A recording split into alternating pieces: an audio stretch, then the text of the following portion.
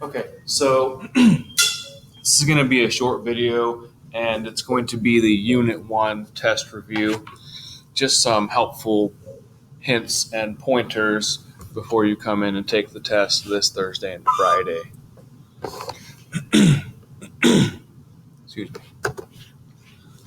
First off, every test that you take has a list of formulas. These are the formulas that are listed at the top of the Unit 1 test.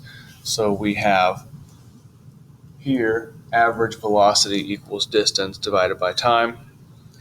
We've got quite a bit of work out of that one.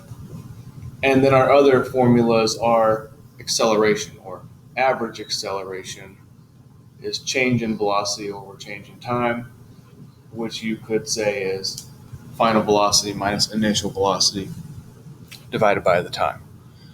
So all of this will be at the top of the first page of this test. Okay, so first off, on the average velocity equals distance over time formula, there are quite a few questions that relate to this. Most of them are easier than the ones that you saw in the homework. So if you study the homework well, you should be in a pretty good place. Some notes here. First off, be careful with units. So a lot of times you might get a question that is in terms of kilometers per hour, and the question might be asking you for meters per second or something like that. So you need to be careful to give the units that the question is asking for. Also be careful with rearranging the formulas. Looking over the quizzes and homeworks from the past week probably, it seems like a little too often we get this formula flipped upside down. So it is average velocity equals distance over time. If you need to get distance by itself, you multiply both sides by the time. So distance equals average velocity times the time. So be careful when using this formula. The second note, something I'm seeing, we seem to be using the distance equals rate times time table a little bit too often. This table is only going to be used in two situations. The first one where you have a round trip, or the second one where you have two legs of a journey, where it says part 1 and then part 2 or something like that. Outside of those types of questions, the distance equals rate time table will only slow you down and cause confusion, and so you should avoid it when possible. There was quite a bit of graphing in this unit, and the test has several graphs, and you have to interpret some graphs that are already drawn, or there are places where you have to draw a graph. Pay attention to the type of the graph, because you see several different types in this unit, and you see several different types on this test. Some are distance versus time, which may be sometimes referred to as position versus time. Velocity versus time, which could be called speed time. And a couple times acceleration versus time, but that one's somewhat rare. So pay attention to the type of graph. Look over the basic shapes of the graphs, and you can find this on pages 7 and 8. Page 7 shows you the basic shapes that you'll see on a distance time graph. For instance, not moving, increasing speed, decreasing speed, that sort of thing. So look over those basic shapes so you're familiar with them when the test comes. On page 8, same idea, there's velocity time graphs that you should familiarize yourselves with. This week we had a couple of handouts.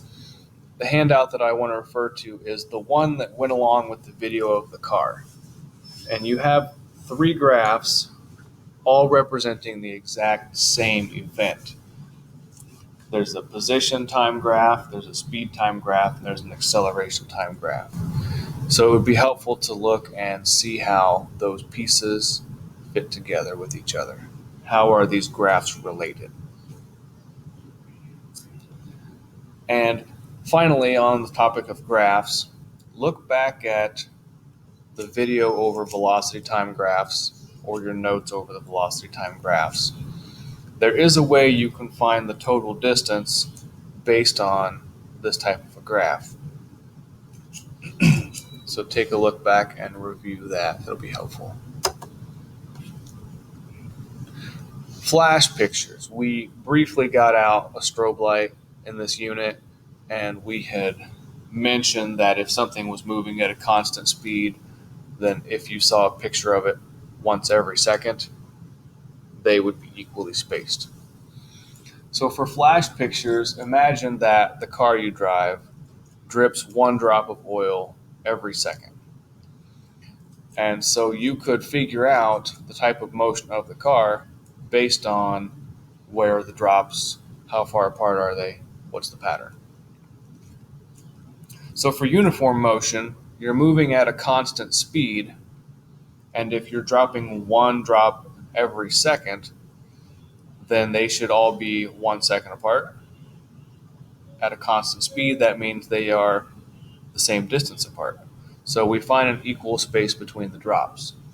So these 2 drops should be equally spaced as compared to these 2 drops. Same thing, these 2 drops and any of these. Now mine may not be exact because this is a hand-drawn picture, but this is what I'm referring to with flash pictures, and this is what it would look like with uniform motion. Other types of motion with flash pictures. So acceleration. When we are not in uniform motion, when speed is changing, the space between the drops changes, but it does so in a predictable type of way. So the spacing here is small. Here it gets just a little bit wider.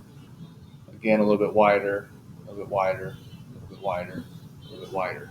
And so what you see, this is like maybe starting off from a stop sign. I've stopped. I am increasing my speed and something like that.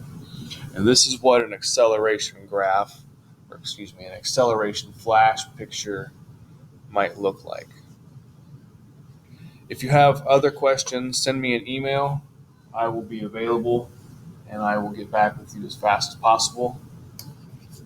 There's also Google Meets. If you need to get on Google Meets, I'll be on there from Wednesday 1 to 3.